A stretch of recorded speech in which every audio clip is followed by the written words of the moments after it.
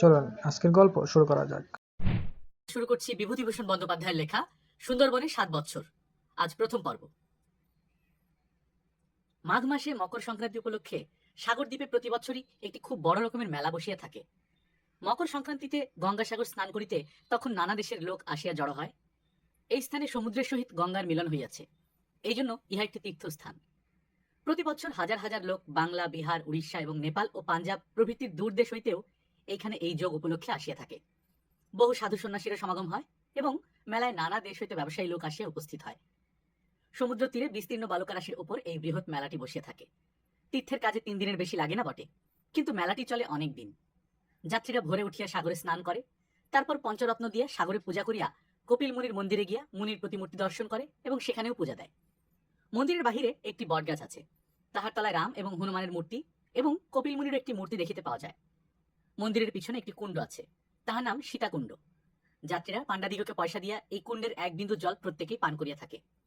কপিল মুনির মন্দিরের ভিতর যাইতেও প্রত্যেক যাত্রীকে ৪ আনা করিয়া দিতে হয়। পূর্বেই বলিয়াছি, সমুদ্রের তীরে বিস্তীর্ণ বালুকারাশির উপর এই মেলাটি বসিয়া থাকে। মেলার জন্য যে সমস্ত কুড়ে ঘর তোলা হয়, তাহা ছাড়া কোনো ঘরবাড়ি এখানে নাই। অন্তত আমরা যে সময়ের কথা লিখিতেছি সেই সময় দেখি নাই। সুতরাং নৌকা ভিন্ন অন্য কোনো আশ্রয় যাত্রীদিগের ছিল না। তখন স্টিমার ছিল না, যাত্রীদিগকে নৌকা করিয়াই গঙ্গাসাগরে যাইতে হইত। কিন্তু সেই তীর্থস্থানে নৌকায় বাস করা অপেক্ষা সেই অনাবৃত বালুকারাশির উপর শয়ন করিয়া রাত্রি যাপন করায় বেশি পুণ্য বলিয়া অনেকে তাহাই করিত। তীর্থস্থানে অনেকে যেমন পুণ্য সঞ্চয় করিতে যায়, তেমনি অনেকে আবার কুমতলবেও গিয়া থাকে। একদিকে যেমন সাধু সন্ন্যাসীরা আসেন, অন্যদিকে তেমনি চোর ডাকাতেরও অভাব থাকে না। আমরা যে সময়ের কথা লিখিতেছি সে সময় দেশের চোর ডাকাতের অত্যন্ত উপদ্রব ছিল। তখন আমার বয়স বড় বেশি নয়। আমি দাদামশাইয়ের সহিত গঙ্গাসাগর গিয়াছিলাম। দাদামশাই সাগরে গিয়াছিলেন পুণ্য স্নানে, আমি গিয়াছিলাম মেলা দেখিতে। বাড়ির কাহারও ইচ্ছা ছিল না যে আমি যাই, এবং দাদামশাইও আমাকে প্রথমটা সঙ্গে লইতে রাজি হন নাই। কিন্তু আমি জেদ ধরিয়া বসিলাম, যাইবই। জানিতাম আমার আবদার কখনোই অপূর্ণ থাকে না। যখন যে আবদার করিতাম, যতই কেন অসম্ভব হোক না, তাহা অপূর্ণ থাকিত না। ইহার ফল এই দাঁড়াইয়াছিল যে ন্যায্য আবদার ছাড়িয়া ক্রমে আমি নানা প্রকার অন্যায় আবদার করিতে সাহসী হইয়াছিলাম। যদি প্রথম হইতেই আমার জেদ বজায় না থাকিত, যদি প্রথম হইতেই একটু শাসন হইত, তাহা হইলে আমি অত আবদারে হইতাম না।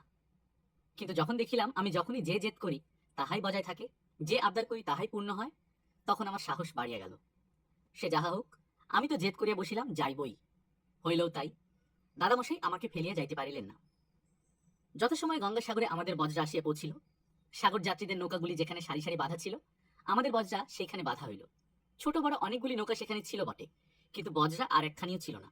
তাই আমাদের বজ্রা লাগিবা মাত্র দলে দলে লোক আসিয়া আমাদের বজ্রা দেখিতে লাগিল। যাহাদের কাজকর্ম আছে তাহারা একটু দেখিয়াই চলিয়া গেল, আর যাহাদের কাজকর্ম নাই তাহারা দাঁড়াইয়া দাঁড়াইয়া শেষে বসিল। বসিয়া বসিয়া বজ্রার আকৃতি সৌন্দর্য সম্বন্ধে অনেক সমালোচনা করিল। বজ্রার মালিক যে একজন খুব বড় লোক, সে সম্বন্ধে সকলেই একমত হইল, এবং একজন যে খুব বড় লোক সাগর স্থানে আসিয়াছে, অল্পক্ষণ মধ্যেই সে সংবাদটা প্রচার হইয়া গেল। আমরা বজ্রা হইতে বাহির হইয়া দেখিলাম বহু নিষ্কর্মা লোক এবং ভিক্ষুক বজ্রার কাছে জড়ো হইয়াছে। যাহা হোক, আমরা তীরে উঠিলাম। দাদামশাই একজন বিশ্বস্ত লোকের হাতে আমার ভার দিয়া নিজে তীর্থ কার্য করিতে গেলেন। আমি সেই লোকটির সঙ্গে ঘুরিয়া ঘুরিয়া মেলা দেখিয়া বাড়িতে লাগিলাম। দাদা মহাশয় সমস্ত দিন তাহার নিজের কাজ লইয়া থাকিতেন। আমি কি করিতাম না করিতাম তাহা দেখিবার তাহার অবসর ছিল না। আমি সমস্ত দিন মেলায় ঘুরিয়া বেড়াইতাম। মেলায় যে কেবল ঘুরিয়া বেড়াইতাম তাহা নয়, দাদামশাইয়ের হুকুম ছিল আমি যখন যাহা চাহিব তখনই তাহা দিতে হইবে। সুতরাং আমার খুব মজা। আমি নাগরদোলায় চড়িতাম, যাহা খুশি কিনিতাম। ৩ দিন কি আনন্দেই না কাটাইয়াছিলাম।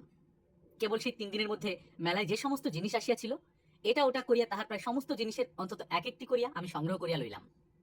আমার চলাফেরা এবং ভাবগতিক দেখিয়া সকল লোকই আমাকে লক্ষ্য করিত, এবং অনেক নিষ্কর্মা লোক আমাদের সঙ্গে সঙ্গে ঘুরিত। আমরা যেদিন সেখানে পৌঁছিলাম, তাহার পরদিন হইতে দেখিলাম মগের মতো চেহারা একটা লোক প্রায় সমস্ত দিনই আমাদের সঙ্গে সঙ্গে ঘুরিল। কিন্তু সে লোকটি অন্যান্য লোকের মতো আমাদের কাছে কাছে বড় থাকে নাই, এবং কোনো কথা আমাদিগকে জিজ্ঞাসা করে নাই। দূরে দূরে থাকিয়া আমাদিগকে লক্ষ্য করিতেছিল। পরদিন আমরা মেলায় গিয়া সেই লোকটাকে আর দেখিতে পাইলাম না। কিন্তু একটি মগ বালক সেদিন আমার সঙ্গ লইল। সে ছিল আমাদের সমবয়সী। সুতরাং অতি অল্পকাল মধ্যেই তাহার সহিত আমার বেশ ভাব হইয়া গেল। মেলায় বেড়াইতে সে সেই স্থানের অনেক বিবরণ আমাকে দিল, অনেক গল্প করিল, এবং আমাদের বাড়ি ঘরের কথাও জিজ্ঞাসা করিল। ছেলেটিকে আমি মেলা হইতে কয়েকটা জিনিস কিনিয়া দিলাম, এবং সন্ধ্যার সময় বজ্রায় ফিরিলাম। মনে পড়ে ছেলেটি আমার সঙ্গে সঙ্গে বজ্রা পর্যন্ত আসিয়াছিল। আমি বজ্রায় উঠিলে সে ফিরিয়া যায়। এই মগ বালকটির উপর আমার কেমন একটু মায়া হইয়াছিল। আমি বজ্রায় ভিতরে যাইয়া সে চলিয়া গিয়াছে কিনা দেখিবার জন্য তীরের দিকে চাহিলাম। চাহিয়া দেখি সেই বালকটি তীরের কিছু দূরে পূর্বদিনের সেই লোকটার সঙ্গে দাঁড়াইয়া কি যেন কথা কহিতেছে। মগ বালকটির উপর সেদিন আমার যেমন একটু মায়া হইয়াছিল, সেই লোকটার প্রতি তেমনি পূর্বদিন আমার কেমন একটা বিরক্তি জন্মিয়াছিল। তাই সেই মগ বালককে লোকটার সহিত কথা কহিতে দেখিয়া আমার কেমন যেন ভালো বোধ হইল না। যাহা হোক, পরদিন প্রাতঃকালে আমাদের বাড়ি ফিরিবার কথা, সুতরাং তাহার বন্দোবস্ত হইতে লাগিল। দাদা মহাশয় সন্ধ্যার সময় আসিয়া বলিয়া গেলেন যে তিনি সমস্ত রাত্রি কপিল মুনির মন্দিরে বসিয়া জপ করিবেন, ভোরে বজরায় ফিরে আসিবেন এবং তখনই বজরা খোলা হইবে। সন্ধ্যার পরেই আমাদের খাওয়া শেষ হইল এবং সমস্ত দিনের ক্লান্তির পর অল্পকাল মধ্যেই আমি ঘুমাইয়া পড়িলাম। কতক্ষণ ঘুমাইয়াছিলাম জানি না, হঠাৎ কি একটা শব্দে আমার ঘুম ভাঙিয়া গেল। অন্ধকারে জাগিয়া অকারণেই কেমন যেন একটু ভয় ভয় করিতে লাগিল। রাত্রি প্রভাত হইয়াছে কিনা দেখিবার জন্য আমি বজরার একধারের জানালা তুলিয়া তীরের দিকে চাহিলাম, কিন্তু এ কি, তীর কোথায়? চাহিয়া দেখিলাম যতদূর দৃষ্টি যায় কেবল জল। নদীর দিকের জানালাটা খুলিয়াছি মনে করিয়া ফিরিয়া গিয়া অন্য দিকের জানালাটি খুলিলাম, দেখিলাম সেদিকেও তাহাই, চারিদিকে জল, কুল কিনারা নাই। বড় ভয় হইল। আমার যিনি অভিভাবক ছিলেন তাহাকে ডাকিলাম এবং তিনি উঠিলে তাহাকে সমস্ত বলিলাম। তিনি আমার কথা শুনিয়া বাহিরে গেলেন, গিয়া দেখিলেন সত্য সত্যই বজরা আর তীরের কাছে বাধা নাই, অকুল সমুদ্রে ভাসিয়া চলিয়াছে। তিনি তৎক্ষণাৎ মাঝদিগকে ডাকিয়া তুলিলেন। তিনি মনে করিয়াছিলেন বুঝি কোনো প্রকারে বজরার বাঁধন খুলিয়া গিয়াছে এবং সেই জন্য বজরা স্রোতে ভাসিয়া চলিয়াছে। মাঝিরা তাড়াতাড়ি উঠিল এবং উঠিয়া যাহা দেখিল তাহাতে একটু ভীত হইল। একজন মাঝি তাড়াতাড়ি হালের দিকে যাইবে, এমন সময় হালের নিকট হইতে কে অতি কর্কশ কণ্ঠে কহিল, খবরদার, এক পা নড়েছ কি মরেছ। মাঝি চাহিয়া দেখিল হালের কাছে 3 জন লোক তলোয়ার হাতে দাঁড়াইয়া আছে। ওদিকে বজরার সম্মুখের দিকে 6-7 জন লোক নিঃশব্দে বসিয়াছিল, তাহারাও এই কথায় উঠিয়া দাঁড়াইল। রাত্রির ক্ষীণ আলোকে আমি নৌকার ভিতর হইতে দেখিলাম তাহাদের প্রত্যেকের হাতেই তলোয়ার রহিয়াছে। আমার অভিভাবক তাড়াতাড়ি আমার কাছে আসিয়া বলিলেন, সর্বনাশ হয়েছে, আমরা আরাকানি দস্যুদের হাতে পড়েছি। ডাকাতের হাতে পড়িয়াছি শুনিয়া আমার সর্বাঙ্গ হিম হইয়া গেল। আমি আর কথা কহিতে পারিলাম না। বজরায় আমাদের সঙ্গে 2 জন বরকন্দাজ ছিল, তাহারাও ঘুমাইতেছিল। গোলমালে ঘুম ভাঙিয়া যাতে কন হ্যারে বলিতে বলিতে তাহারা উঠিল। উঠিয়া যাহা দেখিল তাহাতে মুহূর্তের জন্য তাহারাও একটু থতমত খাইয়া গেল, কিন্তু সে মুহূর্ত মাত্র। পর মুহূর্তে তাহারা তলোয়ার খুলিয়া বজরার দরজা চাপিয়া 2 জনে দাঁড়াইয়া বলিল, খবরদার, এদিকে এসো না, যতক্ষণ হাতে তলোয়ার আছে ততক্ষণ কারো সাধ্য নেই যে মনিবের চুলটিও স্পর্শ করে। আমাদের নৌকায় 6 জন মাঝি, 2 জন বরকন্দাজ, 2 জন চাকর, আমার অভিভাবক আর আমি। এদিকে ডাকাতেরা প্রায় 7-8 জন। বরকন্দাজের কথা শুনিয়া একজন ডাকাত হো হো করিয়া হাসিয়া উঠিল। অকুল সমুদ্রে রাত্রির নিস্তব্ধতার মধ্যে সেই বিকট হাসি আকাশে প্রতিধ্বনিত হইল। সে হাসিতে আমার বুকের রক্ত যেন শুকাইয়া গেল। পর মুহূর্তেই অস্ত্রের ঝনঝনানি আমার কানে গেল। চাহিয়া দেখি উভয় পক্ষে ঘোর যুদ্ধ আরম্ভ হইয়াছে। দেখিতে দেখিতে বরকন্দাজদের তলোয়ারের আঘাতে 2 জন দস্যু জলের মধ্যে পড়িয়া গেল, কিন্তু পর মুহূর্তেই আমাদের একজন বরকন্দাজও দস্যুদের হাতে প্রাণ হারাইল। আমি ভয়ে একেবারে আড়ষ্ট হইয়া গিয়াছিলাম। তারপর আবার এই ভয়ানক দৃশ্য চোখের উপর দেখিয়া আমার চক্ষু আপনি মুদ্রিত হইয়া আসিল। ক্রমে যেন চেতনা হারাইলাম। তারপর কি হইল তাহার কিছুই জানিতে পারিলাম না। কতক্ষণ চেতনা শূন্য হইয়া পড়িয়াছিলাম জানি না। যখন চেতনা হইল তখন ধীরে ধীরে চাহিলাম। চাহিয়া দেখিলাম আমাদের সে বজরাও নাই, সঙ্গে লোকজনও নাই। একখানি খোলা নৌকার উপর আমি শুইয়া রহিয়াছি। রাত্রি তখন প্রভাত হইয়াছে। আমি ধীরে ধীরে নৌকার উপর উঠিয়া বসিলাম। উঠিয়া দেখি একটা খালের মধ্য দিয়ে নৌকাখানি যাইতেছে। সেখানে ছিপ নৌকা। ছিপটি বহিতেছিল 8-10 জন খুব বলিষ্ঠ কায় লোক। কাজী ছিপখানি তীর বেগে ছুটিয়া চলিতেছে। রাত্রি প্রভাত হইয়াছিল বটে, কিন্তু সেই খালের 2 কূলে এত ঘন জঙ্গল যে সূর্যের কিরণও তাহার মধ্যে প্রবেশ করিতে পারে না। আমি সেই অল্প আলোকে যাহা দেখিলাম তাহাতেই বুঝিতে পারিলাম যে ইহারা গত রাত্রে সেই আরাকানি দস্যু দল। আমাদের বজরা লুটপাট করিয়া ইহারা আমাকে ধরিয়া লইয়া যাইতেছে। আমি উঠিয়া বসিবা মাত্র পশ্চাৎ দিক হইতে কে একজন বলিয়া উঠিল, কি গো বাবু, ঘুম ভাঙলো? সেই কথায় ফিরিয়া চাহিয়া আমি দেখিলাম যে লোকটি মেলায় আমাদের সঙ্গ লইয়াছিল এ সেই। তখন আমি সব বুঝিতে পারিলাম। মেলায় আমার চলাফেরা ভাবগতিক দেখিয়া সকলেই মনে করিয়াছিল যে আমরা খুবই বড় লোক। এই লোকটাও তাহাই মনে করিয়া আমাদের সঙ্গ লইয়াছিল এবং দূরে দূরে থাকিয়া খোঁজখবর লইতেছিল। পরদিন যে মগ বালকটি আমার সঙ্গে ফিরিতেছিল এবং যাহাকে শেষে আমি ইহার সঙ্গে কথা কইতে দেখিয়াছিলাম, সেও বোধহয় ইহাদেরই লোক এবং বোধহয় ওই উদ্দেশ্যেই আমার সঙ্গে সমস্ত দিন ফিরিতেছিল। তখন সেই মগ বালকটির সঙ্গে অত ভাব করিয়াছিলাম বলিয়া মনে অনুতাপ হইল। সেই লোকটার কথায় কোনো উত্তর না দিয়া আমি তাহাকে জিজ্ঞাসা করিলাম, আমাদের বজরা কোথায়? আমাদের লোকজন কোথায়? তোমরা আমাকে কোথায় নিয়ে যাচ্ছ? আমি যাব না তোমাদের সঙ্গে। তোমরা আমাকে আমাদের সঙ্গীর কাছে দিয়ে এসো। এই কথা শুনিয়া ছিপের লোকগুলি সকলেই একসঙ্গে বিকট রবে হাসিয়া উঠিল। সে হাসিতে আমি চমকিয়া উঠিলাম। তোমরা হয়তো মনে করিতেছ হাসির রবে আবার চমকায় কে, কিন্তু তোমরা নিশ্চয়ই তেমন বিকট হাসি শুনো নাই, তাই ও কথা মনে করিতেছ। আমি তো বালক মাত্র। একটি হিংস্র জন্তু পর্যন্ত সেই হাসির রবে ভয় পাইয়াছিল। হঠাৎ সেই সময় তীরের দিকে চোখ পড়ায় আমি দেখিলাম তীরের কাছে জঙ্গলের মধ্যে একটি চিতাবাঘ বোধহয় মাছ ধরিতেছিল। হঠাৎ সেই বিকট হাসির রবে চমকিয়া উঠিয়া সে দৌড় দিল। যাহা হোক, লোকটা আমাকে বলিল, তোমাদের বজরা এবং লোকজন এতক্ষণ জলের নিচে বিশ্রাম করছে, সেখানে যাওয়ার চেয়ে বোধহয় আমাদের সঙ্গে যাওয়া মন্দ নয়। আর কেই বা তোমাকে সেখানে দিয়ে আসতে যাবে, কি বলো? বুঝিলাম ডাকাতেরা আমাদের সঙ্গের লোকজনকে হত্যা করিয়া বজ্রা সমেত সমুদ্র জলে ডুবাইয়া দিয়েছে। প্রথম প্রথম আমার মনে খুব ভয় হইয়াছিল বটে, কিন্তু যখন শুনিলাম যে ডাকাতেরা আমাদের বজ্রা ডুবাইয়া দিয়েছে, লোকজন দিগকে হত্যা করিয়া ফেলিয়াছে, এবং যখন দেখিলাম যে আমি সম্পূর্ণরূপে ইহাদের হাতে পড়িয়াছি, তখন আমার ভয় একেবারে চলিয়া গেল। বিপদে পড়িবার ভয়েই লোকে ভয় পায়, কিন্তু বিপদের মধ্যে পড়িলে তখন আর সে ভয় থাকে না। আমারও তাহাই হইল। আমি রাগিয়া উঠিয়া বলিলাম, জলে ডুবে মরতে হয় সেও ভালো, তবু আমি তোমাদের সঙ্গে যাব না। চোর ডাকাতের সঙ্গে একত্রে থাকার চেয়ে মরা ভালো। নামিয়ে দাও তোমরা আমাকে এইখানেই। লোকটি আবার তেমনি বিকট করিয়া হাসিয়া উঠিল, এবং অন্যেরা তাহার হাসিতে যোগ দিল। বলিল, কোথায় নামবে এখানে? এই যে সুন্দরবন, এখানে জলে কুমির, ডাঙায় বাঘ, সে কথা কি জানো না? বিশ্বাস না হয় ওই দেখো। এই বলিয়া সে কুলের দিকে আঙুল দিয়া দেখাইয়া দিল।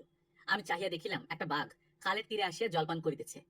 তখন ভাবিলাম কথাটা তো মিথ্যা নয়।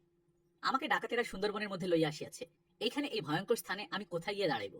বুঝিলাম ইহাদের সঙ্গে জোর করিয়া লাভ নাই। বাধ্য হইয়াই আমাকে ইহাদের প্রস্তাবে রাজি হইতে হইল। সুতরাং আমি আর কোনো কথা কহিলাম না, নীরবে সহিয়া নিজের অদৃষ্ট চিন্তা করিতে লাগিলাম। সেই ছিপের উপর বসিয়া বসিয়া বাড়ির কথা, দাদামশাইয়ের কথা, মা বাবার কথা, ভাই বোনের কথা সমস্ত একে একে মনে উঠিতে লাগিল। তখন একবার মনে হইয়াছিল, কেন সকলের অবাধ্য হইয়া গঙ্গাসাগরে আসিয়াছিলাম। এই ঘটনার মূলই আমি। আমার জন্য এতগুলি লোক ডাকাতের হাতে প্রাণ হারাইল। আমার চলাফেরা ভাবগতিক দেখিয়াই তো ডাকাতেরা ঠাহর পাইয়াছিল। আমি না আসিলে তাহারা কোনো সন্ধানই পাইত না। দাদা মহাশয় সমস্ত রাত্রি কপিল মুনির মন্দিরে ছিলেন। ভোরবেলা নদী তীরে আসিয়া বজ্রা দেখিতে না পাইয়া তিনি বা কি করিতেছেন? ডাকাতেরা সকলকে হত্যা করিল, আমাকে কেন করিল না? এবং কেনই বা আমাকে তাহারা সঙ্গে লইয়া আসিল? এই সকল নানা চিন্তায় আমি একেবারে ডুবিয়া গেলাম। সেই সময় হঠাৎ একটা বিকট শব্দ শুনিয়া চমকিয়া উঠিলাম। সেই লোকটা বলিল, ওই শুনছ, এখানে নামবে? ওই চেয়ে দেখো। আমি কুলের দিকে তাহিয়া দেখিলাম একটা প্রকাণ্ড বাঘ দাঁড়াইয়া রহিয়াছে। বুঝিলাম সে বিকট রব আর কিছু নয়, এই বাঘেরই ডাক। সেই গভীর জঙ্গলের মধ্যে সেই খালে অনেক ঘুরিয়া ফিরিয়া ছিপখানি এক স্থানে গিয়া লাগিল। আমরা সেখানে উপস্থিত হইবা মাত্র পূর্বদিনের সেই বালকটি কোথা হইতে দৌড়িয়া আসিল, এবং চিরপরিচিতের ন্যায় আমাকে আসিয়া বলিল, ভাই এসেছ, এই আমাদের বাড়ি। আমি আশ্চর্য হইয়া তাহাকে জিজ্ঞাসা করিলাম, কেন, আমি যে আসবো তুমি তাকে জানতে? সে বলিল, বাবা বলেছিল যে আমি যদি তার কথা মতো কাজ করি, তবে আমার জন্য খেলার সাথী হিসেবে তোমাকে এনে দেবে। সে যাহাই হোক, নৌকায় বসে আমি মনে করিয়াছিলাম যে ইহারা যেখানে গিয়া নৌকা রাখিবে আমি সেইখান হইতে চলিয়া যাইব। কিন্তু পরে দেখিলাম এই অচেনা অজানা স্থানে, এই ভয়ঙ্কর সুন্দরবনের মধ্যে ইহারাই আমার একমাত্র আশ্রয়। ইহাদিগের নিকট হইতে পলাইতে চেষ্টা করা বৃথা, এবং পলাইয়া যাইবই বা কোথায়? চারিদিকে হিংস্র জন্তুর ভয়। সেদিন বিকেলেই একটি ঘটনায় আমি প্রাণ হারাইতেছিলাম। বিকালে আমি ও সেই মগ বালকটি বেড়াইতে গিয়াছিলাম। এক স্থানে দেখিলাম একরকম বনফুল ফুটিয়া রহিয়াছে। তাহারই একটি লইবার বড় ইচ্ছা হইল, এবং আমি ধীরে ধীরে জলের কাছে গেলাম। একটি ফুল ধরিবার জন্য যেমন হাত বাড়াইয়াছি, অমনি সেই মগ বালকটি একটা চিৎকার করিয়া উঠিল। আমি সেই চিৎকারে চমকিত হইয়া পা পিছলাইয়া জলে পড়িয়া গেলাম। জলের স্রোতে খানিকটা দূর গিয়া ভাসিয়া উঠিলাম, কিন্তু উঠিয়া যাহা দেখিলাম তাহাতে আমার হাত পা একেবারে আড়ষ্ট হইয়া গেল, এবং আমার সেই অবস্থা দেখিয়া আমার সঙ্গী দৌড়াইয়া আসিয়া জলে ঝাঁপাইয়া পড়িল, এবং হাতে ধরিয়া আমাকে টানিয়া তীরে তুলিল। আমি যখন ফুলটির প্রত্যাশায় জলের কাছে যাইতেছিলাম, তখন জঙ্গলের ভেতর হইতে একটা প্রকাণ্ড বাঘ ও একটা প্রকাণ্ড কুমির একই সময় আমাকে লক্ষ্য করিতেছিল। বাঘ যখন আমাকে ধরিবার জন্য লাফ দেয়, তখন আমার সঙ্গী বালক তাহা দেখিতে পাইয়া চিৎকার করিয়া ওঠে, এবং আমি ঠিক সেই সময় জলের মধ্যে পড়িয়া যাই। এদিকে ঠিক যে সময় বাঘ লাফ দেয়, কুমিরও সেই সময় আমাকে ধরিতে আসে। কিন্তু ভগবানের কৃপায় পা পিছলাইয়া জলে পড়িয়া যাওয়াতে আমি উভয়ের হাত হইতে রক্ষা পাই। বাঘটা লম্ফ দিয়ে কোথায় আমাকে ধরিবে না কুমিরের মুখের মধ্যে পড়িয়া গেল। মগবালকটির সহিত অতি অল্প দিনের মধ্যে আমার খুব ভাব হইয়া গেল। কিসে আমি সুখী হইব, কি করিলে সুন্দরবনের সেই জঙ্গলবাসের কষ্ট আমার দূর হইবে, সে কেবল দিনরাত্রি সেই চেষ্টায় থাকিত। তার নাম ছিল মৌম্নু। আমি তাহাকে মনু বলিয়া ডাকিতাম। মনুর মাও আমাকে আপনার ছেলের মতো দেখিতেন। আত্মীয় স্বজন ও বন্ধু বান্ধবহীন সেই জঙ্গলে যাহাতে আমি মায়ের অভাব না বুঝিতে পারি, তিনি প্রাণপণে সে চেষ্টা করিতেন। সেই নিষ্ঠুর দস্যু দলের মধ্যে যে এমন দুটি স্নেহমাখা কোমল হৃদয় আছে, তাহা আমি আগে বুঝিতে পারি নাই, এবং এমন যে থাকিতে পারে তাহাও বিশ্বাস করিতে পারি নাই। বাস্তবিক কি মনু আর তাহার মায়ের যত্ন, আদর, স্নেহ ও ভালোবাসায় আমি কোনো কষ্ট বা অভাবী বোধ করিতাম না। বাড়ির জন্য প্রথম প্রথম যে কষ্ট হইত, তাহাও যেন ক্রমে ভুলিয়া যাইতে লাগিলাম। মনু ছায়ার মতো সর্বদাই আমার সঙ্গে সঙ্গে থাকে। আমরা একত্রে খাই, একত্রে শয়ন করি, একত্রে বেড়াইতে যাই। মনুর বুদ্ধি বেশ তীক্ষ্ণ ছিল, এবং সে আমার সমবয়স্ক ছিল। আমার বয়স তখন 13 বছর। ইংরেজিতে আমি যে সকল বাঘ ভালুকের গল্প পড়িয়াছিলাম, মনুকে তাহা বলিতাম। তাহা ছাড়া রামায়ণ মহাভারতের গল্প তাকে শোনাইতাম। খেলা করা, গল্প করা এবং ক্ষুধার সময় খাওয়া ভিন্ন আমাদের আর কোনো কাজ ছিল না। মনু সুন্দরবনের বাঘ ভালুকের অনেক গল্প আমাকে শোনাইত, কিন্তু রামায়ণ মহাভারতের গল্প তাহার কাছে সম্পূর্ণ নতুন ছিল। সে খুব আগ্রহের সহিত সেই সকল গল্প শুনিত। ক্রমে তাহার সেই সকল পড়িবার একটা আগ্রহ জন্মিল। আমারও ইচ্ছা হইল তাহাকে লিখিতে পড়িতে শিখাই। মনু একদিন তাহার বাবাকে গিয়া বলিল, আমাকে বই এনে দাও, আমি লেখাপড়া শিখব। মনুর বাবা তাহার কথা শুনিয়া হাসিয়া উঠিল এবং বলিল, বাঙালির ছেলেটা দেখছি তোকে একেবারে বাঙালি করে তুলেছে। লেখাপড়া শিখে তুই কি পণ্ডিতি রকমের ডাকাতি করবি নাকি? লেখাপড়া শিখে তুই কি আর মানুষ থাকবি? ওই বাঙালির ছেলেদের মতো ভীরু হয়ে যাবি, জুজু হয়ে থাকবি। কলম বাঙালির ছেলের অস্ত্র, আমাদের অস্ত্র তীর ধনুক তলার বন্দুক। বাঙালির অস্ত্র কলমে বাঘ ভালুকও শিকার করা যায় না, ডাকাতিও চলে না। যে বিদ্যে তোর কাজে লাগবে তুই তাই শেখ, অন্য বিদ্যে শিখে তোর দরকার নেই। মনু ছাড়িবার পাত্র নয়, সে বলিল, তুমি জানো না তাইও কথা বলছো। বইয়ে যে সকল বীর পুরুষ দিগের কথা লেখা আছে, যে সকল যুদ্ধের কথা লেখা আছে, তা শুনিয়ে আমার শরীর গরম হয়ে ওঠে। সেসব যদি নিজে পড়তে পারি তবে আমার সাহস আরো বেড়ে যাবে। তোমরা ডাকাতি করো, লুটপাট করো, আমি রাজাদের সঙ্গে যুদ্ধ করব, আর তাদের হারিয়ে দিয়ে রাজা হব। কথাগুলি বলিবার সময় যেন মনুর শরীর উৎসাহে স্ফীত হইয়া উঠিয়াছিল। চক্ষু দিয়া যেন তাহার একটি তেজ বাহির হইতেছিল। মনুর বাবা তাহার কথা একটু অবাক হইয়া গেল, আর কোনো কথা না বলিয়া তাহাকে বিদায় করিল। মনু আমার সমবয়স্ক হইলেও তাহার শরীর খুব বলিষ্ঠ ছিল। এত অল্প বয়সে এই প্রকার সাহসী বালক আমি এ পর্যন্ত দেখি নাই। তীর চালনা, তলোয়ার খেলা এবং বন্দুকের ব্যবহার সে এই বয়সে সুন্দর শিখিয়াছে। তাহার সঙ্গে থাকিয়া আমারও সে সকল কিছু অভ্যাস হইয়াছিল। সুন্দরবনে অনেক মধুর চাক জন্মে, সেই সকল চাক ভাঙিয়া মধু সংগ্রহ করা কতগুলি লোকের ব্যবসায় আছে। আমাদের একদিন শখ হইল একটি চাক ভাঙিব। খুঁজিয়া খুঁজিয়া একটি চাকু পাইলাম, কিন্তু কাছে গিয়ে দেখি তাহাতে এত মৌমাছি বসিয়াছে, একবার যদি তাহারা টের পায় তাহা হইলে আমাদের চাক ভাঙার শখ পিটাইবে। সুতরাং আমাদের চাক ভাঙা আর হইল না। আমরা দুঃখিত মনে বাড়ি ফিরে আসিতেছি, এমন সময় একটা হরিণ দেখিতে পাইলাম। আমরা যখনই বাড়ির বাহির হইতাম তখনই তীর ধনুক ও বন্দুক লইয়া বাহির হইতাম, কেননা কখন কোন বিপদে পড়ি তাহার ঠিকানা নাই। হরিণটা দেখিয়া মনু বলিল, বেশ হয়েছে, শুধু হাতে বাড়ি ফিরতে হলো না। কিন্তু এখান থেকে হরিণটাকে মারবার সুবিধা হবে না, মাঝখানে একটা ঝোপ রয়েছে। খুব পাটি পিটি আমার পেছন পেছন এসো, একটু ঘুরে গেলে বেশ সুবিধা পাওয়া যাবে। মনুর কথা মতো আমি তাহার পেছনে চলিলাম, কিন্তু একটু যাইয়াই মনু থমকিয়া দাঁড়াইল। আমি হরিণটার দিকে চাহিতে চাহিতে চলিতেছিলাম, একেবারে মনুর গায়ের উপর গিয়া পড়িলাম। সে আমার গা টিপিয়া কানে কানে বলিল, চুপ করে দাঁড়িয়ে থাকো, এক চুল নড়ো না, কথা কও না, ওই দেখো। মনু হাত বাড়াইয়া সম্মুখের দিকে দেখাইয়া দিল। চাহিয়া যাহা দেখিলাম তাহাতে আমার সমস্ত শরীর থরথর করিয়া কাঁপিতে লাগিল। দেখিলাম আমাদের সম্মুখে ৮-১০ হাত দূরে একটা মাটির ঢিবির কোলে একটা বাঘ ওই হরিণটাকে লক্ষ্য করিয়া আড়ি পাতিয়াছে। আমার বাকরোধ হইয়া গিয়াছিল, নতুবা হয়তো চিৎকার করিয়া উঠিতাম। তাহা হইলে আমাদের যে দশা হইত তাহা তো বুঝিতেই পারিতেছ। মনুর দেখিলাম অসীম সাহস, সে এক হাতে আমাকে এবং আর হাতে বন্দুকটি লইয়া স্থির হইয়া এক দৃষ্টে বাঘের দিকে চাহিয়া রহিয়াছে। বোধহয় তাহার নিঃশ্বাসও পড়িতেছে না। বাঘটা প্রকাণ্ড, অত বড় একটা জানোয়ার চলিতেছে, অথচ একটু শব্দ হইতেছে না। এও বড় আশ্চর্য বোধ হইল। পরে জানিতে পারিলাম যে কি জন্য ইহারা এত নিঃশব্দে চলিতে পারে। বিড়ালের পায়ের পাতার গঠন তোমরা দেখিয়া থাকিবে, ইহাদের পাও ঠিক সেই রকম।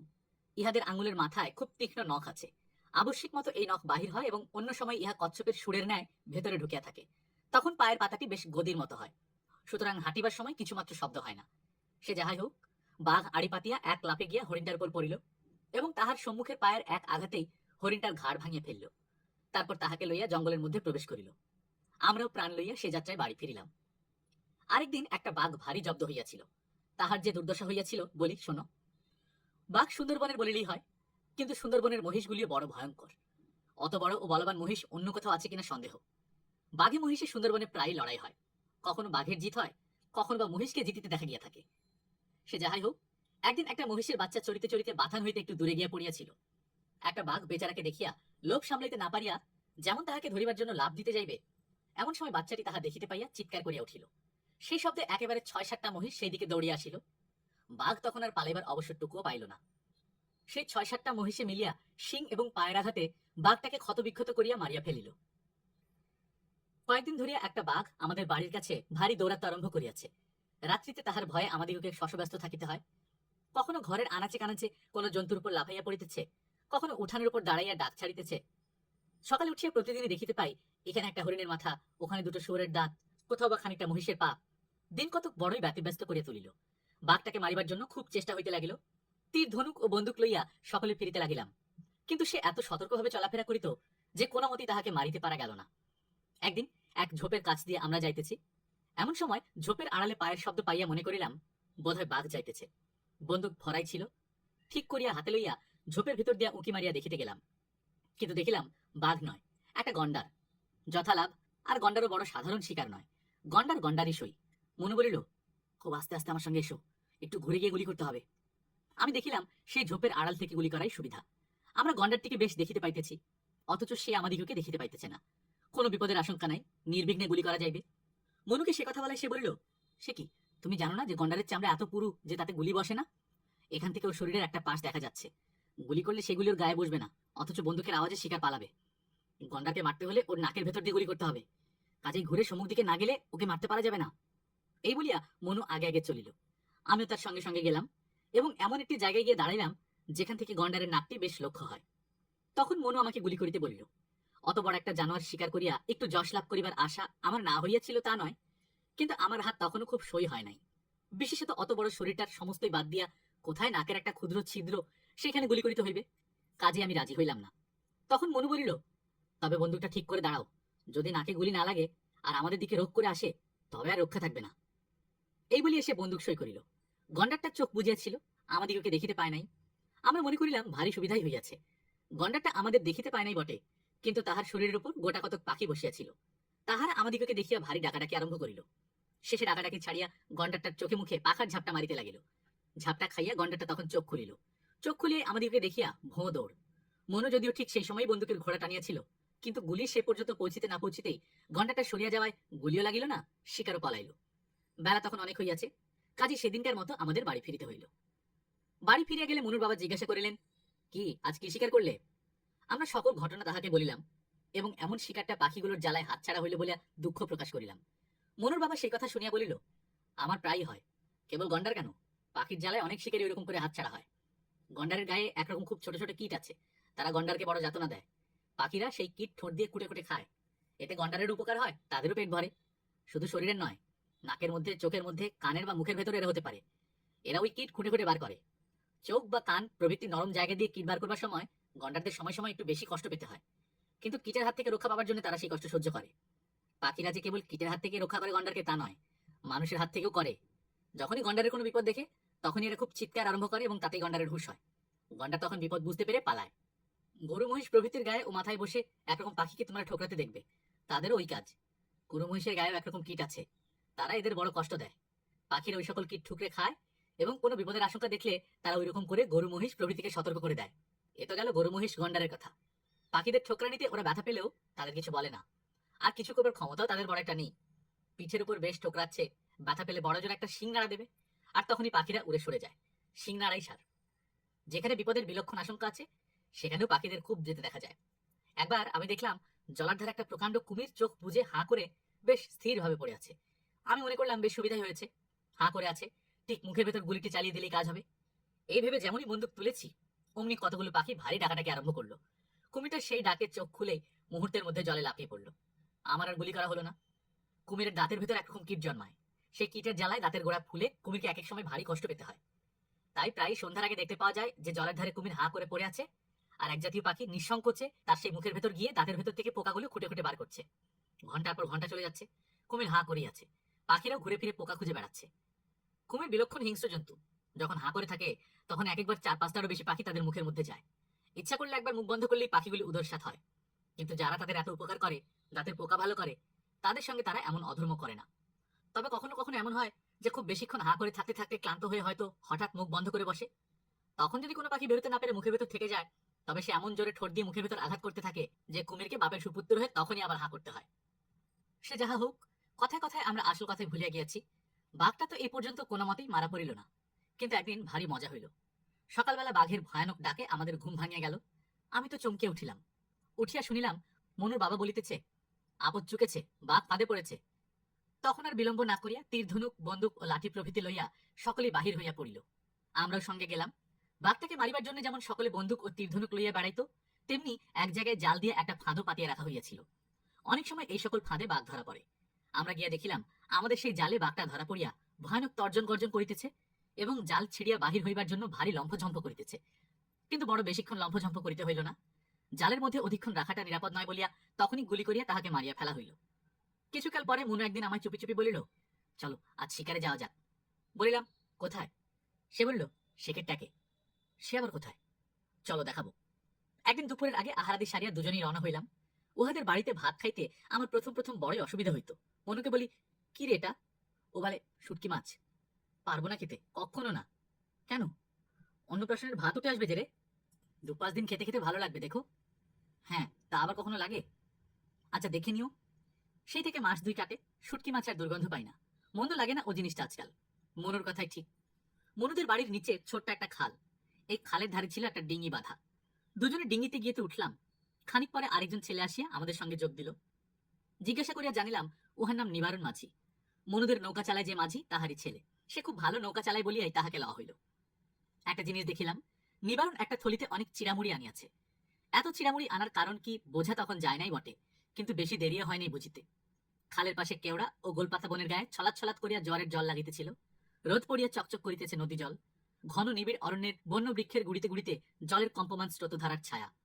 আমার মনে চমৎকার একটা আনন্দ, মুক্তির একটা আনন্দ, যার ঠিক ব্যাখ্যা দিতে পারিব না। দাদামশাইয়ের সঙ্গে সুন্দরবনে না আসিলে এই আনন্দ পাইতাম কি? ছিলাম ক্ষুদ্র গৃহকোণে আবদ্ধ 13 বৎসরের বালক। বিশাল পৃথিবীর বুকে যে কত আনন্দ, কি যে তাহার মুক্তিরূপা মহিমা, আমার কাছে ছিল অজানা। নিবারণ অনেক দূরে লইয়া আসিয়াছে। বনের প্রকৃতি এখানে একটু অন্যরকম। বনের দিকে চাহিয়া দেখি একটা গাছে অনেক বাতাবি লেবু ফলিয়াছে, ডাঙার খুব কাছে। বলিলাম, নিবারণ নিবারণ, থামো না ভাই, ওই দেখো। নিবারণ ডিঙি ভালো করিয়া না থামাইয়াই ডাঙার দিকে চাহিয়া বলিল, কি? ওই দেখো পাকা বাতাবি লেবু। না বাবু, ওই যে দেখো না মনু, চেয়ে দেখো ভাই। নিবারণ হাসিয়া বলিল, একটা খেয়ে দেখবি বাবু? কেন? ওকে বলে পশুর ফল, পাখিতে খায়, মানুষের খাবার হলে গাছে থাকতো। মনু হাসিয়া নিবারণের কথায় সায় দিল। খালের মুখ দিয়ে একটা বড় নদীতে পড়িল, তাহার অপর পার দেখা যায় না। এইবার আমাদের ডিঙি সামনের এই বড় নদীতে পড়িবে। নদীর চেহারা দেখিয়া আমার বুকের মধ্যে কেমন করিয়া উঠিল। এত ঢেউ কেন এই নদীতে? বলিলাম, এ কি নদী ভাই? নিবারণ এই অঞ্চলের অনেক খবর রাখে। সে বলিল, পশুর নদী, খুলনা জেলার বিখ্যাত নদী, হাঙর কুমিরে ভরা। শিবসার পশুর যেখানে মিলেছে সে জায়গায় দেখলে তো তোমার দাঁত লেগে যাবে ভাই। খুব বড়, সাগরের মতো। চলো, সেখানে একটা জিনিস আছে, একদিন নিয়ে যাব। কি জিনিস? এখন বলবো না, আগে সেখানে নিয়ে যাবে একদিন। এইবার পশুর নদীতে আমাদের ডিঙি পড়িয়া কুল হইতে ক্রমশ দূরে চলিল। খানিকটা গিয়া হঠাৎ নিবারণ দাঁড় ছাড়িয়া দাঁড়াইয়া উঠিয়া বহুদূর ওপারের দিকে চাহিয়া বলিল, কি ওটা? মনু বলিল, কই কি? ওই দেখো, একটু একটু দেখা যাচ্ছে। ভালো দেখা গেল নাকি? কি জিনিস ওটা? আমিও ততক্ষণে ডিঙির উপর দাঁড়াইয়া উঠিয়াছি। ভালো করিয়া চাহিলাম বটে, কিন্তু কিছু দেখা গেল না। নিবারণ নদীতে পাড়ি দিতে দিতে প্রায় মাঝখানে আসিল। এবার বেশ দেখা যাইতেছিল ব্যাপারটা কি। একপাল হরিণ কেওড়া বনের জলের ধারে চড়িতেছে। একটা হরিণ কেওড়া গাছের গুড়ির গায়ে সামনের 2 পা দিয়া উঁচু হইয়া গাছের ডালের কচি পাতা চর্বণ করিতেছে। কি সুন্দর ছবিটা! নিবারণ বলিল, ভাই, আজ যাত্রা ভালো। ওই হরিণের পালের মধ্যে একটা মারা পড়বে না? এক একটাতে 1 মণ মাংস, 2 মণ মাংসওয়ালা হরিণ ওদের মধ্যে আছে। মনু বলিল, চলো। নিবারণ বলিল, শক্ত করে হাল ধরতে যদি সাহস না করো তবে তুমি দাঁড় নাও। এর নাম পশুর নদী, খুব সাবধান এখানে। আমি সভায় বলিলাম, দে মনু, ওর হাতে হাল। মনু নির্ভয় কণ্ঠে বলিল, মগের ছেলে অত ভয় করে না, হাল ধরতে পারবো না তো কি? খুব পারবো, টানো দাঁড়। অত বড় নদীতে পাড়ি দিতে অনেকক্ষণ লাগিল। আমরা যেখানে থামিলাম সে জায়গাটা একেবারে জনহীন অরণ্য। একটু দূরে একটা ছোট খাল জঙ্গলের মধ্যে ঢুকিয়াছে, তীরে গোলপাতা ও বেতের ঝোপ। কোথায় হরিণ? সব সরিয়া পড়িয়াছে। মনু ছাড়িবার পাত্র নয়। সে নৌকা থামাইয়া আমাদের সঙ্গে করিয়া ডাঙায় নামিল। বলিল, চলো জঙ্গলের মধ্যে এগিয়ে দেখি। নিবারণ হরিণের পায়ের দাগ অনুসরণ করিয়া অনেক দূর লইয়া চলিল আমাদের। এক জায়গায় কি একটা সরু ছোচলো জিনিস আমার পায়ে ঢুকিয়া যাইতেই আমি বসিয়া পড়িলাম। ভয় হইল সাপে কামড়ায় নাই তো। নিবারণ ছুটে আসি আমাকে তুলিয়া দাঁড় করাইল। বলিল, এ রক্ত পড়ছে যে, শুলো ফুটেছে দেখছি, সাবধানে যেতে হয় জঙ্গলের মধ্যে। শুলো কি? গাছের শেকড় উঁচু হয়ে থাকে কাদার মধ্যে, তাকে শুলো বলে। মনু বলিল, আমার বলতে ভুল হয়ে গিয়েছিল, শুলোর জন্য একটু সাবধানে হেঁটো জঙ্গলে। জঙ্গলের শোভা সেই স্থানটিকে মনোহর করিয়াছে। কেওড়া ও গরান গাছের মাথায় একরকম কি লতার বেগুনি ফুল, বড় গাছে এক প্রকার সাদা ফুল জোয়ারের জলে নামিয়া শুলোর দল কাদার উপর মাথা তুলিয়া সারবন্দি বর্ষার ফলার মতো খাড়া হইয়া আছে। কুশ্বরে কি একটা পাখি ডাকিতেছে গাছের মগডালে। নিবারণ থমকাইয়া দাঁড়াইয়া বলিল, দাঁড়াও না, মাছেসটা ডাকছে, নিকটে বাঘ আছে কোথাও। ওরা হরিণদের জানিয়ে দেয় ডাক দিয়ে, ভারী চালাক পাখি। মনে বলিল, বাঘ নয়, মানুষ বাঘা, মানে আমরা। তাও হতে পারে, এই ত্রিসীমানায় হরিণ থাকবে না আর। আমি বিশ্বাস করে বললাম, সত্যি? নিবারণ বলিল, দেখো, ও আমার কতবার পরখ করা। এসব বনে নানা অদ্ভুত জিনিস আছে। একরকম গুবরে পোকা আছে, তাদের গা অন্ধকারে জলে। হাঙ্গুরে শিঙি মাছ আছে, কাটা হেনে তোমার সমস্ত শরীর অবশ করে দেবে। নিবারণের কথাই ঠিক। আমরা খালের পার পর্যন্ত খোঁজ করিয়াও হরিণের দলের কোনো সন্ধানই পাইলাম না। এক জায়গায় কাদার উপর মোটা কাঠের গুড়ি টানিয়া লইয়া যাইবার ডাক দেখিতে পাইয়া নিবারণ আর মনু একসঙ্গেই ভয়ের সুরে বলিয়া উঠিল, ওরে বাবা, এ কি? চাহিয়া দেখিয়া কিছু বুঝতে না পারিয়া বলিলাম, কি এটা? নিবারণ বলিল, বড় অজগর সাপ এখান দিয়ে চলে গিয়েছে, এটা তারই দাগ, একটু সাবধানে থাকবে সবাই। অজগর বড় ভয়ানক জিনিস, একবার ধরলে ওর হাত থেকে আর নিস্তার নেই। বলিতে বলিতে একটা কেওড়া গাছের দিকে উত্তেজিত ভাবে আঙুল দিয়ে দেখাইয়া বলিতে লাগিল, ওই দেখো, চট করে এসো। দেখি একটা বিরাটকায় সর্প কেওড়া গাছের ডালে লেজ জড়াইয়া নিশ্চল ভাবে খালের জলের হাত চারেক উপরে ঝুলিয়া আছে। সর্পের গায়ের রং গাছের ডালের রঙের সঙ্গে মিশিয়া এমন হইয়া গিয়াছে যে সর্পদেহকে মোটা ডাল বলিয়া ভ্রম হওয়া খুবই স্বাভাবিক। নিশ্চল হইয়া থাকার দরুন এ ভ্রম না হইয়া উপায় নাই। আমি কি বলিতে যাইতেছিলাম, নিবারণ বলিল, আস্তে, একদম চুপ। কি? দেখো না, চুপ। আমরা গাছের গুড়ির আড়ালে নিষ্পন্দ অবস্থায় দাঁড়াইয়া নিবারণ আমাদের আগের দিকে। কি হয় অবস্থা। মনু হয়তো কিছু বোঝে, আমি নতুন লোক, কিছুই বুঝি না ব্যাপারটা কি। ঘন্টাখানেক এইভাবে কাটিল। আমি বিরক্ত হইয়া উঠিলাম।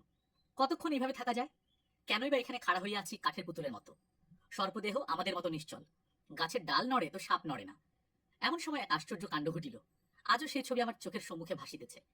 একটা বড় শিঙেল হরিণ বেতঝোপের পেছন হইতে সন্তর্পণে খালের দিকে আসিতে লাগিল। বেতঝোপের ডান দিকে একটা ছোট হেতাল গাছ, তারপরই বড় গাছটা, যাহার ডালে সর্প ঝুলিতেছে। হরিণটা একবার আসে, শুকনো পাতার মচমচ শব্দ হয়, আবার খানিকটা দাঁড়ায়, আবার কি শোনে আর একটু আসে। সর্পের ধ্যানমগ্ন অবস্থা। সে কি হরিণটা দেখিতে পায় নাই? নড়ে না তো। হরিণটা এবার আসিয়া খালের কাদা পার হইয়া জলে নামিয়া চকিতে একবার এদিক ওদিক চাহিয়া জলে মুখ দিল। জল খানিকটা পানও করিল। যেখানে হরিণ জলপানরত, সর্পের দূরত্ব সে স্থান হইতে দুহাতের বেশি। হঠাৎ সর্পের ধ্যান ভাঙিয়া গেল। বিদ্যুতের চেয়েও বেশি বেগে সেই বিশাল দেহ অজগর দেহ লম্বা করিয়া দিয়া হরিণের ঘাড় কামড়াইয়া ধরিতেই হরিণ আর্তস্বরে চিৎকার করিয়া উঠিল। তারপর সব চুপ। সাপটা ডাল হইতে নিজের দেহ ছাড়াইয়া ক্রমে ক্রমে হরিণের সমস্ত দেহ জড়াইয়া প্যাঁচের উপর প্যাঁচ দিতে লাগিল।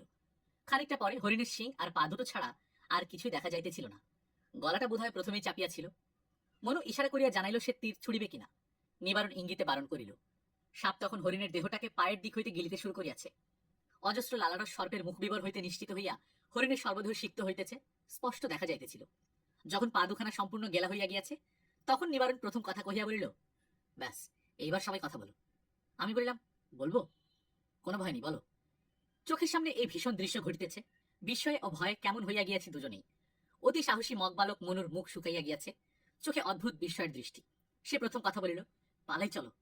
নিবারণ বলিল, পালানোর দরকার ছিল বরং আগে, এখন আর কি। আমি বলিলাম, কেন? ও সাপ যদি আগে আমাদের টের পেত, তবে ডালের প্যাঁচ খুলে আমাদের আক্রমণ করার চেষ্টা করতো। এখনো নরণচরণ বন্ধ, শিকার গিলছে যে। তাহলে আমরা ওকে শেষ করে দিই। মনু ও নিবারণ দুইজনই হাসিয়া উঠিল। নিবারণ বলিল, অত সোজা নয়। বলিলাম, কেন? তীর ছুড়ে? ছুড়ে দেখতে পারো, কিছুই হবে না। দুই একটা তীরের কর্ম নয় অজগর শিকার। তবে ওর অন্য উপায় আছে, এখন শুধু দেখে যাও। দেখবো আর কি সে বিভৎস দৃশ্য। অত বড় শিঙেল হরিণের প্রায় সমস্তটা অজগর গিলিয়া ফেলিয়াছে, কেবল মুখ আর শিং দুইটা বাদে। কিছুক্ষণ পরে মনে হইল একটা বিশালাকায় শিংওয়ালা অজগর জলের ধারে হেতাল গাছের নিচে শুইয়া আছে। 4 ঘন্টা লাগিল সমস্ত ব্যাপারটা ঘটিতে। আমরা আসিয়া আমাদের ডিঙিতে চড়িলাম। বেলা বেশি নাই। নিবারণ ডিঙি ছাড়িল। পশুর নদীতে জোয়ার আসিতেছে। একটু একটু বাতাস উঠিতেছে দেখিয়া মনু বলিল, সাবধান সাবধান। নিবারণ বলিল, জোর করে হাল ধরো। আমি বলিলাম, কেন, কি হয়েছে? কিছু না, সাবধান থেকো। কিসের ভয়? পরে সে কথা হবে। বেশি দূর যাইতে না যাইতেই নিবারণের কথার অর্থ বুঝিতে পারিলাম। জোয়ার বাড়িবার সঙ্গে সঙ্গে মাঝ নদীতে জোর হাওয়া উঠিল। এক একটা ঢেউয়ের আকার দেখিয়া আমার মুখ শুকাইয়া গেল। বুকের মধ্যে কেমন করিতে লাগিল। সে কি ঢেউ! ঢেউ যে অত বড় হয় তাহা কি করিয়া জানিব? সমুদ্রে বড় ঢেউ হয় শুনিয়াছি, কিন্তু এ তো নদী, এখানে এমন ঢেউ! আমাদের ডিঙি দুই পাশের পর্বত প্রমাণ ঢেউয়ের খোলের মধ্যে একবার একবার পড়িতে লাগিল, আবার খানিক্ষণ বেশ যায়, আবার ঢেউয়ের পাহাড় উত্তাল হইয়া ওঠে। মনুর দেখিলাম ভয় হইয়াছে। বলিল, নিবারণ, কি? তুমি হালে এসো। এখন দাঁড় ছেড়ে দিলে ডিঙি বানচাল হয়ে যাবে। তুমি এসো, আমি ঠিক বুঝতে পারছি না। ঠিক থাকো, বায়ে চাপো। কতটা আছে? কি জানি, ডাঙা দেখা যায় না। তুমি বসে থেকো না, দাঁড়িয়ে উঠে হাল ধরো। বসে হাল ধরলে জোর পাবে না। আমার এ সময় হঠাৎ একরকম মরিয়ার সাহস জোগাইল। যদি ওরা বিপন্ন হয়, তবে আমার কি উচিত নয় এদের সাহায্য করা? বলিলাম, নিবারণ, ও নিবারণ। সে বিরক্ত হইয়া বলিল, কি? আমি তোমার হয়ে বাইব? যেখানে বসে আছো বসে থাকো, মরবে? তোমাদের সাহায্য করব? আবার বকবক করছে। দেখছো না নৌকার অবস্থা? দেখেই তো বলছি, কোনো কথা বলবে না। এবার বিশালকায় পশুর উত্তাল হইয়া উঠিয়াছে। এমন দৃশ্য কখনো দেখিনি। ডিঙির ডাইনে বায়ে আর কিছু দেখা যায় না, শুধু পাহাড়ের মতো ঢেউ, জলের পাহাড়। সেই পাহাড়ের জলময় অধিত্যতায় আমাদের ডিঙিখানা মোচার খোলার মতো দুলিতেছে, নাচিতেছে, উঠিতেছে, পড়িতেছে, নাকানি চুবানি খাইতেছে। একবার বোঁ করিয়া ডিঙিখানা ঘুরিয়া গেল। নিবারণ চিৎকার করিয়া উঠিল, সামাল সামাল! ডিঙি একধারে কাত হইয়া ছপাত করিয়া বড় একটা ঝলক, ছপাত করিয়া বড় এক ঝলক জল উঠিয়া পড়িল ডিঙির খোলে। নিবারণ আমাকে হাঁকিয়া বলিল, ডান দিকে চেপে।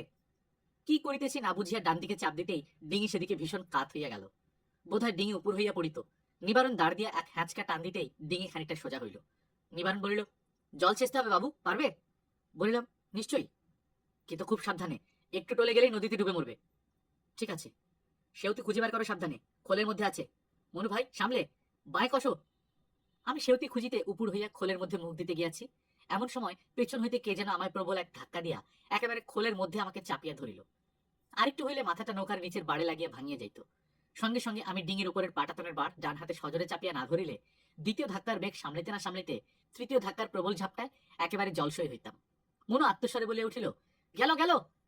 এইটুকু শুনিতে না শুনিতে আবার প্রবল এক ধাক্কায় আমাকে যেন আড়কোলা করিয়া তুলিয়া উপরের পাটাতনে চিৎ করিয়া শুয়াইয়া দিয়া গেল। কি করিয়া এমন সম্ভব হইল বুঝিলাম না। আমার তখন প্রায় অজ্ঞান অবস্থা, চোখে অন্ধকার নামিয়া আসিয়াছে। শুধু নিবারণের কি একটা চিৎকার আমার কানে গেল অতি অল্পক্ষণের জন্য। তারপর বাঁ হাতের উপরের দিকে একটা যন্ত্রণা অনুভব করিলাম, দম যেন বন্ধ হইয়া আসিতেছে। তখন দেখি নিবারণ ও মনু আমার পাশে আসিয়া হাজির হইয়াছে, দাঁড় ও হাল ছাড়িয়া। এই উত্তাল নদীগর্ভে এই কাজ যে কতদূর বিপজ্জনক এইটুকু বুঝিবার শক্তি তখনও আমার ছিল। আমি বলিলাম, ঠিক আছে, তোমরা যাও, ডিঙি সামলাও। ভগবানের আশীর্বাদে আমার বিপদ সে যাত্রা কাটিয়া গেল। একটু পরে আমি উঠিয়া বসিলাম। তখনও আমাদের ডিঙি অকুল জলে, সেই রকম পর্বত প্রমাণ ঢেউ চারদিকে, জল ছাড়া আর কিছু দেখা যায় না। নিবারণ আমাকে হাত দিয়ে আবার বলিল, সেউতি খুঁজো, ডিঙি যাবে এবার, ডুবুডুবু হয়ে আসছে। সেবার সেউতি খুঁজতে গিয়েই বিপন্ন হইয়াছিলাম। এবার অতি কষ্টে আধখোল ভর্তি জলের মধ্যে হাতড়াইয়া সেউতি বাহির করিয়া দুই হাতে প্রাণপণে জল ছেঁচতে লাগিলাম। দেহে যেন মত্ত হাসির বল আসিল। আমার অক্ষমতার জন্য আমার দুই বালক বন্ধু জলে ডুবিয়া মারা যাইবে, তাহা কখনো হইতে দিব না। ভগবান আমার সহায় হউন। অনেকখানি জল ছেঁচিয়া ফেলিলাম। সেই অবস্থাতেও আমার ঘাম বাহির হইতেছিল। ভগবান আমার প্রার্থনা শুনিলেন। ডিঙি অনেকটা হালকা হইয়া গেল। মনু বা নিবারণ কেহ কথা বলে নাই। এবার নিবারণ বলে উঠিল, সাবাস। কি, ডিঙি হালকা লাগছে? কেন, বলছিলে যে আমার কিছু করবার নেই? বেশ করেছ। ডিঙি ভেড়াতে পারবে ডাঙায়? আলবৎ, স্থির জলে এসে পড়েছি, আর ভয় নেই। নদীর সব জায়গায় সমাজ স্রোত কাটিয়ে এসেছি। আরো 1 ঘন্টা পরে আমাদের পাড়ে ডিঙি আনিয়া লাগাইয়া দিল নিবারণ। একদিন রাত্রে মনু আমায় চুপি চুপি বলিল, এক জায়গায় যাবে, কাউকে না বলে বেরিয়ে চলো। দ্বিতীয়বার অনুরোধের অপেক্ষা না করিয়া উহার সঙ্গে বাড়ির বাহির হইলাম। দেখিলাম একটু দূরে নিবারণ দাঁড়াইয়া। যেখানে নিবারণ সেখানে মস্ত বড় কিছু আমাদের জন্য অপেক্ষা করিতেছে। নিবারণ বলিল, বাবু চলো, রাত্রে একটা কাজ করে আসি। কি কাজ এত রাত্রে? বাঘ মারবো। বাঘ কি করে মারবে? বন্দুক কই? দেখবে চলো। তিনজনে গিয়া খালের নিচে ডিঙিতে চড়িলাম। ছোট খাল, দুই ধারে গোলপাতার জঙ্গল নত হইয়া জল স্পর্শ করিয়াছে। জোনাকি জলা অন্ধকার রাত্রে এই নিবিড় বনভূমির শোভা এমন ভাবে কখনো দেখি নাই। মনু ও নিবারণকে মনে মনে অনেক ভালোবাসা জানাইলাম আমাকে এভাবে জঙ্গলের রূপ দেখাইবার জন্য। এক জায়গায় ডিঙি বাঁধা হইল কেওড়া গাছের গুড়িতে। আমি বলিলাম, অন্ধকারে নামবো? নিবারণ গিয়া খোলের ভিতর হইতে 2টা মশাল বাহির করিল। মনু ও আমি 2টা মশাল হাতে আগে আগে চলি, ও আমাদের পেছনে পেছনে আসে। কিছু দূরে জঙ্গলের মধ্যে গিয়া হঠাৎ নিবারণ দাঁড়াইয়া গেল। আনন্দের সুরে বলিয়া উঠিল, বোধহয় হয়েছে। মনু বলিল, পড়েছে? তাই তো মনে হচ্ছে। এগিয়ে চলো। একটা গাছের তলায় দেখি অদ্ভুত উপায়ে পাতা একটা ফাঁদে একটা ছোট বাঘের ছানা ধরা পড়িয়া বেড়ালের মতো মিউ মিউ করিতেছে। বড় একটা গাছের গুড়ির 2 দিক দিয়া 2টা তার বাঁধিয়া সামনে ফাঁদের ফাঁস বাঁধা। একটা বড় তার গাছটি বেষ্টন করিয়া ফাঁদ পর্যন্ত গিয়াছে। এই তারের কাজ বোধ হয় ফাঁসের ফাঁস শক্ত ও আঁটো করিয়া রাখা। বাঘ বা যে কোনো জানোয়ার অন্ধকারে এই স্থান দিয়া যাইবার সময় তারটি ঢিলা করিয়া দিবে, দিলেই তৎক্ষণাৎ নিচের ফাঁদে ফাঁস পড়িয়া যাইবে এবং জন্তুটি ফাঁসের মধ্যে আটকা পড়িবে। আমাদের অত্যন্ত নিকটে আসিতে দেখিয়া ধৃত জন্তুটি লম্ফঝম্প দিতে আরম্ভ করিল। আমরা সকলেই বিষম আগ্রহে এবং কৌতূহলে ছুটিয়া কাছে গেলাম। শুনিতে পাইলাম জন্তুটির ক্রুদ্ধ গর্জন। হঠাৎ নিবারণ ও মনু হতাশ সুরে বলিয়া উঠিল, হ্যাঁ? বলিলাম, কি পালাচ্ছে নাকি? নিবারণ বলিল, জাদু পালাবে সে পথ নেই, কিন্তু দেখছো না? দেখছি তো, বাঘের বাচ্চা। বাঘের বাচ্চা অত সোজা নয়, মিথ্যে মিথ্যে ফাঁদ পাতা পরিশ্রম। হ্যাঁ, এটা তবে কি? জানোয়ার চেনো না? এটা কি জানোয়ার ভালো করে দেখে বলো না। বাঘের বাচ্চা? ছাই, তাহলে তো দুঃখ করতাম না। মনু বলিল, ছুঁচো মেরে হাত কালো। বলিলাম, তবে কি বেড়াল? ঠিক ধরেছেন, সাবাস। এটা বন বেড়াল, তবে খুব বড় বন বেড়ালও নয়। এর চেয়ে বড় বন বেড়াল সুন্দরবনে অনেক আছে, দেখতে পাবে। এটা ছোট বন বেড়াল, সব মাটি। বাঘ মারা পড়ে কিনা এমন ফাঁদে আমি ওকে জিজ্ঞাসা করি। ও বলিল, নিশ্চয়ই। এরকম বাঘ? না, দেখলে তোমার দাঁত লাগবে এত বড়। এখন এই বন বেড়ালটা নিয়ে কি করবে? ছেড়ে দেবে? ও তো এক্ষুনি ছাড়তে হবে, বাড়ি নিয়ে গেলে বকুনি শুনবে কে? ফাঁস খুলিয়া বন বিড়ালটিকে মুক্ত করিয়া দিবার সঙ্গে সঙ্গে সেটা পালাইবার চেষ্টা করিল, কিন্তু পারিল না। উহার একখানা পা সম্ভবত খোড়া হইয়া গিয়াছিল। আমি কাছে গেলাম ধরিতে, কিন্তু সেটার গায়ে হাত দিবার আগেই থাবা তুলিয়া ফ্যাঁচ করিয়া কামড়াইতে আসিল। মনু বলিল, আজ সে কামড়ে দেবে, বনের জানোয়ার, খবরদার ওর কাছে যেও না। তা তো যাবো না, কিন্তু বাঘের কি হলো? নিবারণ জানে। নিবারণ মুখ ফিরাইয়া বলিল, বাঘ দেখাবো তবে ছাড়বো, বড্ড হাসাহাসি হচ্ছে। মনু বলিল, না ভাই, আমি হাসিনি, আমি তো জানি তোমায়। আজই পারবো না, তবে বাঘ দেখাবই, তবে আমার নাম নিবারণ। বলিলাম, বেশ, দেখিও, ফাঁদটা পাতো দেখি। রাত্রে? দোষ কি? আজ রাত্রে এ ফাঁদে বাঘ এনে ফেলতে পারি, তবে একটা টোপ চাই। তাহলে কিসের টোপ? ছাগল? ধুৎ, বড় বাঘে ছাগল খেতে আসবে না, ও আসে কেঁদো বাঘে, হয় গরু নয়তো 2 বছরের বাছুর। কিন্তু মোষ হলে সবচেয়ে ভালো টোপ হতো, মোষ বা মোষের বাচ্চা। চলো আজ রাতে ফিরি, কাল সকালে ফাঁদ আবার পাতবো। নিবারণের কথা শেষ হওয়ার সঙ্গে সঙ্গেই হঠাৎ এক ভীষণ গর্জন শোনা গেল বাঘের। যেন হাড়ির ভেতর হইতে শব্দ বাহির হইতেছে নিকটে কোথাও। সমস্ত বন যেন কাঁপিয়া উঠিল। নিবারণ বলিল, আরে? মনু বলিল, কাজ উঠবে? না, দাঁড়াও, আবার ডাকবে এক্ষুনি, আগে বুঝিও কি করছে। তখন আবার সেই বিকট গর্জন ধ্বনি। কেওড়া গাছের ডালপালা যেন কাঁপিয়া উঠিল। এত রাত্রে গভীর বনের মধ্যে বাঘের ডাক কখনো শুনি নাই। এ এক অদ্ভুত অভিজ্ঞতা। আবার একবার গর্জন, এবার যেন খুব কাছে। মনু আমার হাত ধরিয়া একটা কেওড়া গাছে উঠিল। নিবারণ আমাদের পাশের একটা গরান গাছের আড়ালে লুকাইয়া দাঁড়াইল। গাছে উঠিল না। খানিক পরে সে দেখি গাছের গুড়ির এদিক হইতে ওদিকে ঘুরিতেছে। আমরা গাছে উঠিবার সময় জ্বলন্ত মশাল দুইটি মাটিতে নামাইয়া রাখিয়াছি, তাই বোধহয় নিবারণ বাঁচিয়া গেল। মনু আমার গা ঠেলিয়া নিঃশব্দে আঙুল দিয়া আমাদের ডান দিকের একটা বেত ঝোপের দিকে দেখাইল। মশালের আলোতে দেখিয়া আমার গা কেমন করিয়া উঠিল। সমস্ত হাত পা অবশ হইয়া গেল। প্রকাণ্ড একটা বাঘ ডান দিকের বেত ঝোপ হইতে বাহির হইয়া খানিকটা আসিয়া দাঁড়াইয়া নিবারণের দিকে চাহিয়াছে। মশালের আলো পড়িয়া উহার চক্ষু দুটি জ্বলিয়া উঠিল, আবার নিবিয়া গেল, আবার জ্বলিয়া উঠিল। মনু যাতে মগ, সাহসী বীর বটে। ও দেখি নামিয়া পড়িতে চাহিতেছে নিবারণকে বাঁচাইবার জন্য, অথচ আমি জানি মনু সম্পূর্ণ নিরস্ত্র। মনু যদি লাফায় তবে আমাকেও লাফাইয়া পড়িতে হইবে। আমি গাছে বসিয়া থাকিব না, কিন্তু কি লইয়া নামি? মাথার উপরের দিকে একটা মোটা ডালের সন্ধানে চাহিলাম, মরিতে হয়তো যুদ্ধ করিয়া মরিব। এমন সময় এক অদ্ভুত দৃশ্য চোখে পড়িল। মনু উত্তেজিতভাবে আমাকে আরেক ঠেলা মারিল। সম্মুখে চাহিলাম, ওদিকের বড় কেওড়া গাছের ওপার হইতে একটা বাঘিনী বাহির হইয়া আমাদের গাছের তলার দিকে আসিতে আসিতে দাঁড়াইল, সম্ভবত জ্বলন্ত মশালের আলোয় ভয় পাইয়া, ঠিক বলা কঠিন। সঙ্গে সঙ্গে বাঘটা আরো আগাইয়া আসিল। তারপর দুটিতে একত্র হইতেই বাঘিনী জিভ বাহির করিয়া বাঘের গা চাটিতে লাগিল। নিবারণ ঠিক উহাদের পাশেই কাঠের পুতুলের মতো দাঁড়াইয়া আড়ষ্ট হইয়া আছে। উহার দিকে ইহারা দুটিতে যেন অবজ্ঞা ভরেই দৃষ্টি দিলে না। না, বেঁচে গেল এই যাত্রা। বাঘ ও বাঘিনী ক্রমশ খালের উজানে জঙ্গলের দিকে চলিয়া গেল। আমরা হাঁপ ছাড়িয়া বাঁচিলাম। নিবারণের হাতের ইশারায় আমরা গাছ হইতে নামিলাম। মনু বলিল, খুব বেঁচে গিয়েছ। নিবারণ শুকনো মুখে হাসি আনিয়া বলিল, ভারী। আমি বলিলাম, নিবারণ, গিয়েছিল আরেকটু হলে। তার না, ভয় করছিল। করবে না, সাক্ষাৎ জম। জানিস মনু, আমি ভাবছিলাম যদি বাঘে থাবা মারে তবে কোথায় আগে মারবে। কানে যেন না মারে, কদিন থেকে আমার কানে ব্যথা। আবার ভাবছি, বাবুদের ওই নতুন ছেলেটা কখনো বনে আসেনি, ওটাকে কেন মরতে নিয়ে এলাম। আমরাও চুপ করে বসে থাকতাম না নিবারণ, মনু লাফ দিয়েছিল আরেকটু হলেই। মনু লাফিয়ে কি করতো? নিজে মরতো, তোমাকেও মারতে হইতো নয়। অনেক রাত্রে আমরা বাড়ি ফিরে আসিলাম। গল্পটি ভালো লাগলে বন্ধুদের মাঝে শেয়ার করবেন এবং সাবস্ক্রাইব করে রাখবেন।